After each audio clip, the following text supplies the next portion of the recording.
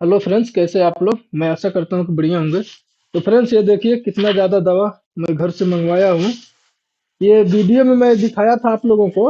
हमारे जो मामा जी आए थे रूम पे, तो वही लेकर के आए हैं फ्रेंड्स। और ये देख सकते हैं आप, ये है मूंगफली का दाना है और चूरा है भुजा हुआ खाने के लिए। और ये देखिए हमारा दवा है। मैं आपको खोल के भी दिखा रहा हूँ फ्रेंड्स। फ्रेंड्स, ऐसा मुझे मतलब परेशानी है, बीमारी है कि भगवान किसी दुश्मन को भी ना दे। इस बीमारी से मैं ग्रस्त हूँ तकरीबन वो 2007 या साढ़े सात से। मेरे पिताजी भी थे उस टाइम पे। बहुत ज्यादा दवा करवाई लेकिन अभी भी ठीक नहीं हुआ। उस इस इसलिए ठीक नहीं हुआ फ्रेंड्स, क्योंकि उस टाइम पे डॉक्टर लोग पकड़ नहीं पाते थे। और अभी बीमारी पकड़ में आ गई है तो दवा चल रहा है। ये दवा पहले मैं आपको खोल के दिखा दूं फ्रेंड्स, उसके बाद आपको बताता हूँ क्या दिक्कत है। ये देखिए दूसरा है।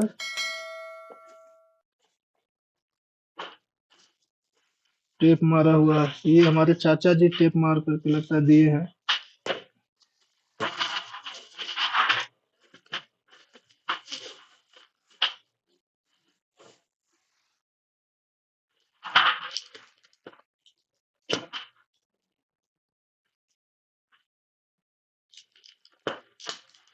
ये इंडिया से मंगवाया हूँ फ्रेंड्स।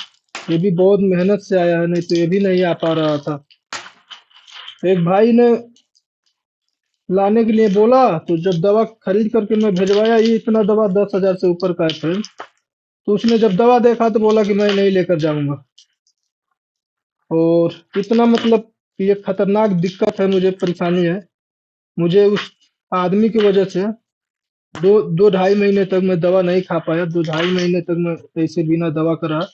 बहुत रिस्क रिस्क था, क्योंकि अभी मैं आपको बता रहा हूँ क्या दिक्कत है। क्योंकि फ्रेंड्स, कभी भी कुछ भी हो सकता था मुझे। और शायद मेरे जगह पे कोई और हो ना, तो ऐसी बीमारी लेकर के सऊदी अरब में आएगा ही नहीं। और कुछ भाई लोग कहेंगे कि अगर ऐसी बीमारी है तो आप जा ही नहीं सकते हो, मेडिकल रिपोर्ट में आप फेल हो जाओगे। तो ऐसा नहीं है भैया। मेडिकल रिपोर्ट में ये सर का दिक्कत कोई नहीं चेक करेगा। मेडिकल रिपोर्ट में सीना उना वही बवासीर और ब्लड जांच होता है। ये देखिए दवा हमारा खराब हो चुका है फ्रेंड्स।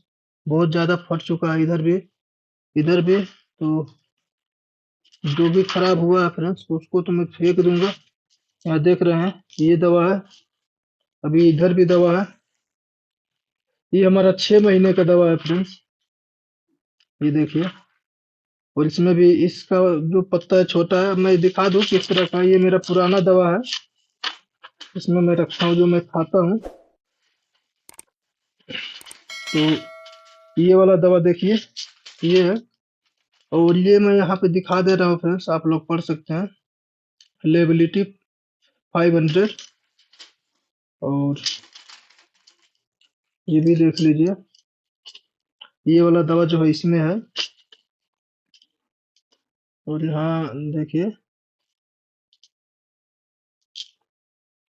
डाइसिकल मैक्स है ये। यहाँ पढ़ सकते हैं, डाइसिकल मैक्स। तो इसको अगर मैं झूठ बोलूंगा तो आप लोग गूगल पे सर्च कर सकते हैं किस चीज की दवा है। फ्रेंड्स, जब मैं 2007 वक्त में मेरे शरीर में जगह जगह पे गांठ हो गया था। आप लोग ध्यान से सुनिएगा, अगर ये क्या पहचान है इस बीमारी का। छोटा छोटा गांठ हो गया था मेरे शरीर में। तो हमारे पिताजी थे उस टाइम पे, बहुत दवा ववा करवाए तो ठीक नहीं हो रहा। तो जितना भी दवा करवाए कोई फायदा नहीं हुआ। उसके बाद मैं छोड़ दिया दवा करवाना। देखिए यहाँ पे हुआ था, यहाँ पे एक हुआ था गांठ, एक यहाँ पे हुआ था, एक यहाँ पे हुआ था। तो सब गल गया, अब यहाँ पे बाकी है। ऐसे फूला रहता था, जैसे लगता था मैं कितना तंबाकू खाया हूँ, इस तरह से यहाँ पे फूला रहता था। प्लस कई जगह पे लोग बोलते थे कि ये गिलट है, आप यहाँ पे दवा बनवाइए, वहां पे दवा बनवाइए, ये दवा चलवाइए। सारा कुछ किया, बिहार तक मैं गया। वो जड़ी बूटी बनवाने के लिए बहुत कुछ किया, लेकिन सही नहीं हो पाया फ्रेंड। और एक बार दुबई में मैं था, तो दुबई में डॉक्टर को दिखाया कि डॉक्टर साहब देखिए ऐसी ऐसी बात है, पूरे शरीर में ये छोटा छोटा सा गिल्टी जैसा हो गया, गांठ हो गया। तो डॉक्टर देखा, वो बोला कि कभी तुमको चक्कर आया है, कभी बेहोश हुए हो, कभी झटका आया है? मैं बोला नहीं, ऐसा तो नहीं है। तो बोलता है ऐसा नहीं है तो बहुत बढ़िया है, ऐसा होता तो समझ लो कि आपके सर में गांठ बन गया है। फ्रेंड्स, आप लोग सोच रहे होंगे कि आखिर ये जो छोटी छोटी गांठ थी, इसकी वजह से आखिर ये हुआ क्या था, हुआ क्या है। तो फ्रेंड्स, मैं जब डॉक्टरी में चेक कराया, अगर स्टार्टिंग से मैं सारी बातें बताने लगूंगा तो बहुत ज़्यादा वीडियो लंबी हो जाएगी। मैं जब डॉक्टरी में चेक कराया तो डॉक्टर साहब ने बताया है कि ये ब्रेन में गांठ हो गया है, कई गांठ हो गया, छोटी छोटी 5 6 7 गांठ हो गया। और ये अगर बड़ा हो जाएगा तो ब्रेन ट्यूमर हो जाएगा। उन्होंने मुझे फोन चलाना बंद किया था, पेड़ पे नहीं चढ़ना है, गाड़ी नहीं चलाना है, पानी में नहीं जाना है, क्योंकि मेरा ऐसा था ना कि कब करंट कट जाए कोई गारंटी नहीं है। मैं गाड़ी चला रहा हूँ या कोई भी काम कर रहा हूँ, कब कहाँ पे गिर जाऊंगा, और गिरूंगा तो मुझे होश चेत कुछ नहीं रहता है, एकदम सीधा बेहोश। और 1 घंटे 2 घंटे बाद होश आता है तो मुझे याद भी नहीं रहता है कि मैं कहाँ पे था, कहाँ पे गिरा हुआ था। तो उनका कहना है कि डॉक्टर साहब का कि ब्रेन में जो गांठ है, वो कोई नस वस है जो ब्लॉक हो जाती है उस गांठ की वजह से, तो इसकी वजह से मैं गिर जाता हूँ। तो फ्रेंड्स, ये जो दवा आप लोग देख रहे हैं, ये है सिर्फ झटके की, ये सिर्फ झटके की दवा है, ताकि मुझे झटका न आए।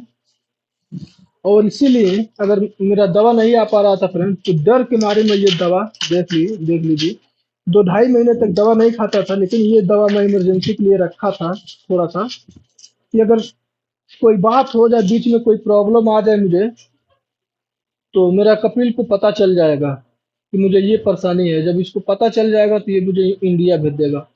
फ्रेंड्स, बहुत हिम्मत चाहिए, ये तो मैं मानता हूँ अपने आप को, ऊपर वाले ने हिम्मत दिया है। बहुत हिम्मत चाहिए ऐसी बीमारी लेकर के सऊदी अरब में आने के लिए, जो कि यहाँ मजरा में एक भी इंसान नहीं रहेगा साथ में, कब कहाँ आदमी गिर जाएगा, वहीं पे गिरा रहेगा। होश आ गया तो ठीक है, नहीं तो मर गया तो मर गया, क्योंकि जब भी मैं गिरता हूँ ना तो मुझे पता नहीं चलता है कि मैं गिरा हुआ हूँ। फ्रेंड्स, आप लोगों से बस यही कहूंगा, और हाथ जोड़कर आप लोगों से गुजारिश है, अगर कुछ हेल्प भी करना चाहते हैं तो बस हमारे चैनल को सपोर्ट करिए फ्रेंड। मैं चाहता हूँ कि जब तक जीवन है, अपने बच्चों के लिए कुछ अच्छा कर सकूं, क्योंकि किसी भी इंसान के जीवन की या जिंदगी की कोई गारंटी नहीं होती है फ्रेंड्स। और जहां तक मेरा तो इतना डेंजरस बीमारी है, इसीलिए मैं बाइक भी नहीं चलाता था, कि बाइक भी अगर चला रहा हूँ ना तो कब कहाँ पे बेहोश हो जाऊंगा बाइक चलाते, कुछ भी पता नहीं चलेगा। मेरे घर ये छाती काटने वाला मशीन था, एक बार मैं उसको छाती काटने जा रहा था, ऐसे मशीन पकड़ा और पकड़े पकड़े वहीं पे गिर गया। हमारी सिस्टर थी, वो लगा रही थी उसमें घास, और मैं काटने के लिए गया, पकड़ा, पकड़े पकड़े गिर गया। उसके बाद 2 घंटे बाद होश आया, तो मैं इतना भी याद नहीं था कि मैं कहाँ पे था, कैसे गिरा हुआ था, क्या क्या मेरे साथ हुआ, पूरे गांव के लोग आ गए, मुझे कुछ पता ही नहीं था। ऐसी बीमारी थी। जब मैं एयरपोर्ट पे आया था फ्रेंड्स, लखनऊ एयरपोर्ट पे, मेरी मम्मी बहुत रोकी है कि सऊदी मत जाओ, लेकिन हमारे ऊपर सारी मतलब प्रॉब्लम जो भी है, घर की सारी जिम्मेदारी हमारे ऊपर है। कोई भाई या कोई, या मान लीजिए पिताजी तो है नहीं हमारे, जो कि थोड़ा थोड़ा परेशानी वो लोग हल कर लें।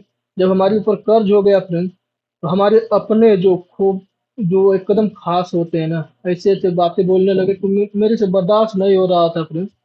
मैं सोचता था जी करके ऐसी जिंदगी का क्या फायदा, जिल्लत भरी अगर जिंदगी हो तो। ना तो जो चाह रहा हूँ अपने बच्चों को खिला पा रहा हूँ, ना तो माँ की दवा चैन से ठीक से करा पा रहा हूँ, और दूसरा मान लीजिए ताना बोली भी सुनने को मिलता था। जो दवा कराने के लिए पैसा नहीं था, तो मैं कर्ज कहाँ से भरूंगा। इसीलिए मैं सोचा फ्रेंड्स, जो होगा सो देखा जाएगा, सऊदी जाऊंगा।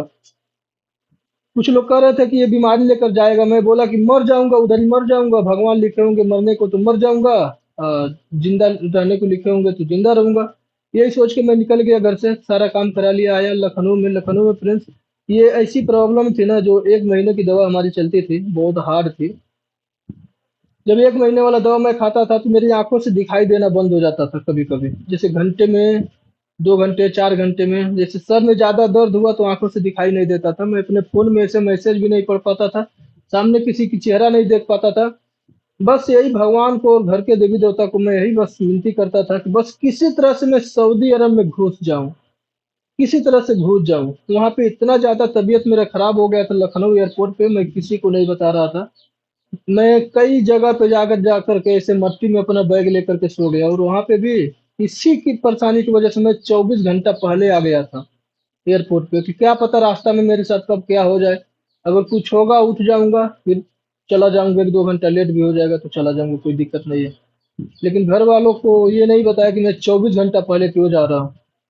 फ्रेंड्स, ये कोई मनगढ़ंत कहानी नहीं है, मेरी ज़िंदगी की सच्चाई है, ये जो आप लोगों को दिखा के मैं बता रहा हूँ। और जिस कुछ लोगों को यकीन नहीं होगा तो कोई बात नहीं फ्रेंड्स, लेकिन ये दुनियादारी है और बहुत लोगों के साथ ऐसा हो रहा है, बस मेरे साथ नहीं। लोग झेलते हैं, लेकिन मैं अपना शेयर करता हूँ आप लोगों से तो मुझे बहुत सुकून मिलता है फ्रेंड्स, बहुत ज़्यादा सुकून मिलता है, इसीलिए मैं शेयर कर रहा हूँ। वहाँ पे जब मैं आया फ्रेंड्स, बैठ गया फ्लाइट पे, तो क्या बोलते हैं, जब मैं सोता था बाहर ना तो एक आता था गार्ड, वो गार्ड आकर के बार बार जगा देता था कि मत सो यहाँ पे, मत मत सो। और मैं उसका चेहरा भी नहीं देख पा रहा था, लेकिन मैं उससे बताऊंगा नहीं, क्योंकि बताऊंगा अगर किसी को पता चल जाएगा मुझे ऐसी परेशानी है तो मुझे फ्लाइट पे भी नहीं चढ़ने देंगे सर। मैं उसको कुछ नहीं बताता था। ऐसे वैसे मैं दवा खरीद खरीद के खा रहा था, अभी भी दवा में रखा हूँ। मैं फ्लाइट पे चढ़ गया, यहाँ पे चला आया। जब से यहाँ पे आया हूँ, ऊपर वाले की बस कृपा है। वैसी परेशानी मुझे अभी तक नहीं आई। जब तक मैं फ्लाइट पे नहीं चढ़ा था ना, जैसे लगता था वो जो मलिच है ना, वो चारों तरफ से मुझे घेर करके रोक रहा है कि अब मत जा, मत जा, मत जा। मैं सोचता था कि मैं जाऊंगा, मर जाऊंगा उधर ही सऊदी अरब में, लेकिन जाऊंगा, क्योंकि घर पे रह के मैं 2-3 बार काम किया, पैसा भी नहीं मिल रहा था और उतना नहीं कमा पा रहा था मैं घर पे कि जो कि मैं परिवार में दवा करा सकूं, परिवार चला सकूं। तो अभी हमारा जो दवा खत्म हुआ था फ्रेंड्स, 2 ढाई महीने से खत्म हुआ था, तो मुझे बहुत टेंशन हो गया था कि अगर कोई ऐसी परेशानी यहाँ पे आ जाए तो मेरा कपिल जान जाएगा, मैं चला जाऊंगा इंडिया, बहुत दिक्कत हो जाएगा।